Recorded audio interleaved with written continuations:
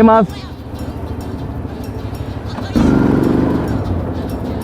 Bueno, básicamente esto es para que ustedes sepan quién soy yo. Les voy a contar un poquito. Yo soy un pelado de Bogotá. Vivo acá en Bogotá desde que tengo 5 años. Viví en Estados Unidos, pero digamos que mi familia decidió que nos criáramos acá como colombianos y todo. Vivimos en Nueva York, vivimos en Boston, Massachusetts, vivimos en Orlando, Florida. Era un sueño que tenía mi papá, que sus hijos pudieran aprender el inglés como si fuera primera lengua, ya que pues sabemos que la evolución, la globalización hace que uno tenga, pues que es mejor que uno domine una segunda lengua. Entonces por eso fue, digamos, el sueño de mi papá, tener a los hijos súper bilingües. Pero mi mamá decidió que era mejor que nos criáramos acá en Bogotá, Colombia, porque no es tan fácil. Digamos que muchos pelados que se crían en Estados Unidos, mi mamá se da cuenta que eran muy, como que les faltaba berraquera, o era tan fácil todo que no querían estudiar, como que si trabajaban en un trabajo de 8 a 5 ya podían vivir bien, entonces como que no se esforzaban por más. Aquí en Bogotá, si tú trabajas un trabajo de 8 a 5, si acaso estás sobreviviendo.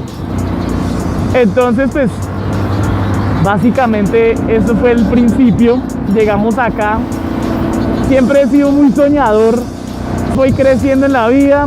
Nunca me fue bien en el colegio. Siempre fui una persona que odió el sistema tradicional.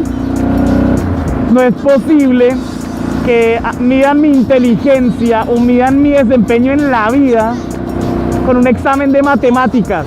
Es la hora en que aún no he usado el trinomio perfecto cuadrado. Entonces, siempre tuve esos problemas en el colegio. Pasé por 8 colegios, pero era muy curioso porque es que los profesores decían: su hijo es muy querido, su hijo es súper sociable, pero saca 0 en todo. Y es que me ponían 0 porque yo no iba a clase, porque no me aprendía de memoria los países del mundo. ¿Eso para qué sirve? Si se me va a olvidar después del examen. Es ridículo. Entonces, bueno, aprendí que el colegio es básicamente para socializar. Yo tuve muchos amigos en la época del colegio. En la época de la universidad pasé por 2. Digamos que fue una época un poco dura porque uno ya empieza a conocer un poquito más de libertad. Uno empieza a conocer las drogas, uno empieza a conocer las fiestas pesadas, gente ya como que no es, ya como que la mamá de uno dice: bueno, hágale, ábrase y ve a ver cómo funciona eso.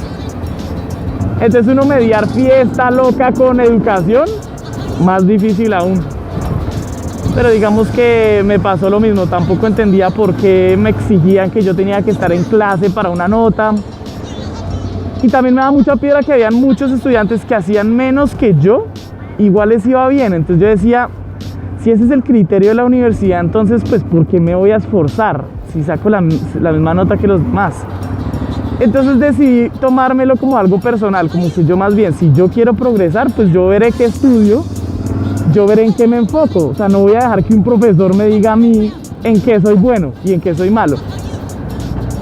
Entonces salí de la primera universidad, que se llama la Universidad de La Sabana, como en tercer semestre, como en el cuarto. Y entré a estudiar mercadeo y publicidad en el Poli. No, es una universidad muy prestigiosa. La universidad al final vale huevo. Porque tú puedes estar en la mejor universidad de tu país, en la mejor. Pero si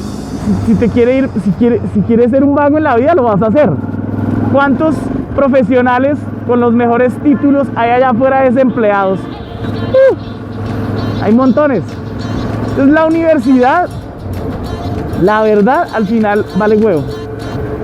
Ahora, si tú eres una persona súper académica y te encanta tener todas las herramientas para el estudio, ahí puedes escoger una universidad como lo es una de las mejores, pues porque te va a ayudar con más herramientas que las demás. Entonces bueno, digamos que para mí no era una opción una universidad cara. Y apenas entré en la segunda universidad, abrí mi negocio, abrí un negocio propio. Era un negocio de tatuajes. Y empezó siendo como un negocio de ropa, de estampados, pero vi que era muy bueno el negocio de los tatuajes. Nunca tatué, digamos que yo solo contrataba al tatuador, contrataba a la perforadora. Pero me di cuenta que la rentabilidad era muy buena porque básicamente los costos son tintas, agujas, el establecimiento, toallas, wipeal, guantes. Entonces, al ser tan económico el costo y tan alto el margen de rentabilidad, pues yo dije, es un muy buen negocio y me voy a meter ahí. Y efectivamente me fue muy bien. Estuve 3 años en ese negocio mientras estudiaba. Entonces sí era muy curioso porque mientras mis demás compañeros farreaban, se iban de fiesta, a mí me tocaba irme temprano a dormir porque el sábado tenía que ir a abrir. Entonces cosas así como que empezaron a forjar el carácter y la disciplina de un negocio propio. Ese sufrimiento, ese dolor, esa angustia de no saber cómo vas a llegar a fin de mes.